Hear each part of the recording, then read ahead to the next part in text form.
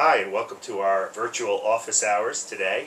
We are moving our way through some of the things we're discussing in our historical methods class at Messiah College, talking about some of the readings and conversations that we have among the sophomores in that class who are history majors who are all learning how to do basic research skills and how to think like historians and so forth. I'm again here with my buddies, the five founding fathers, who are keeping me company during these office hours. And what we want to talk about today, which we had a very interesting discussion about as well in class, is the idea of revisionism. Are historians revisionists? And the easy answer, or the quick answer to that, is yes. History and historians are always revising the past. The past is again, like we said in our last video, the past are facts and things that happened, but the historian's job is to interpret those facts, and thus historians are going to come up with different interpretations of the past, and they're going to revise the past based upon new evidence that emerges.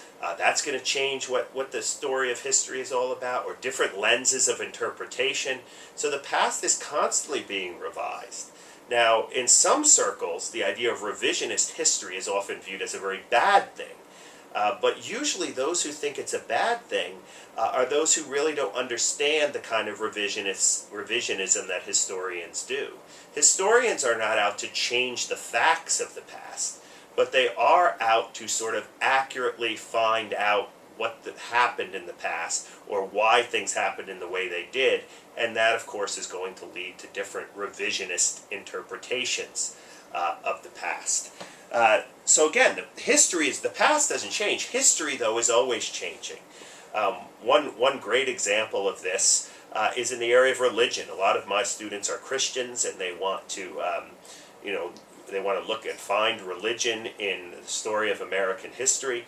Back in the 1960s and 70s, and I just learned about this recently, back in the 1960s and 70s, religion was largely taken out of United States history school textbooks. And the reason was because in 1962 and 1963, the Supreme Court removed or declared, or I should say, passed two cases in which they said that the Bible reading and prayer in public schools were no longer constitutional.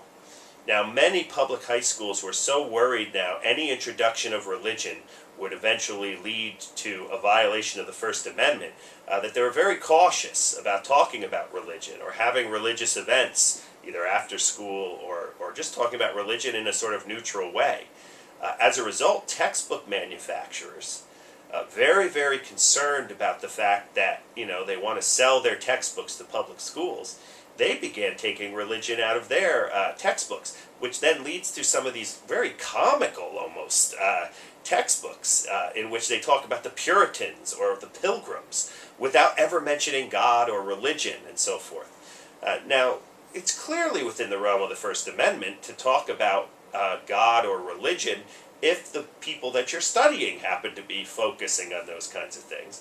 But nevertheless, many textbook publishers went overboard and kept religion out. So along comes historians, especially in the 1990s and into the 21st century. And what we're seeing now is a sort of great revival in American religious history. As a matter of fact, the American Historical Association recently took a survey and found that more than any other subfield, historians are now studying religion as it connects or intersects with American history.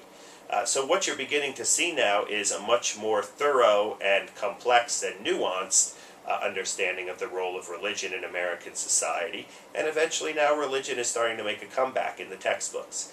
Now, if you're concerned about religion, or if you're concerned about that your students learn about religion in American history, this form of revisionism is actually going to be a very good thing to you, because it's bringing some of these religious stories back into the narrative that we tell about the past. Again, revisionism is not always a negative thing. Certainly it hasn't been a negative thing when in the 1950s and 60s more African American enslaved voices were brought into the narrative of American history. Prior to this, American history, especially the period after the Civil War, Reconstruction, was run by a school known as the Dunning School, named after a history professor named Dunning.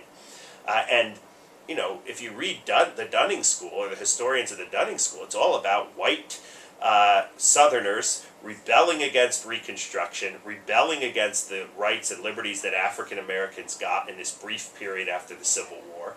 And the story is really one of white triumph, and there's no agency. Blacks have no voice in the story. Well, along comes revisionists, actually going back as far as the 30s and the 40s, but mostly in the 50s, 60s. Eric Foner's book on Reconstruction is part of this. And they're beginning to change the narrative to make it more complete, more complex, have more voices involved, and to tell the story of Reconstruction from the perspective of the blacks and bring them, African American slaves, into the narrative that we tell about American history. That's a form of revisionism that I think most of us would welcome and would embrace. So are historians revisionists? Absolutely. We're constantly looking for ways to better understand the past, to better get at the truth of what happened in the past. Through new information, new evidence appears all the time that reshapes our interpretations, and different lenses of interpretation as well help us to revise the past for the purpose of getting it right. So that's our office hours for today, thinking about revisionism, and we will see you next time, hopefully next week, here on the virtual office hours.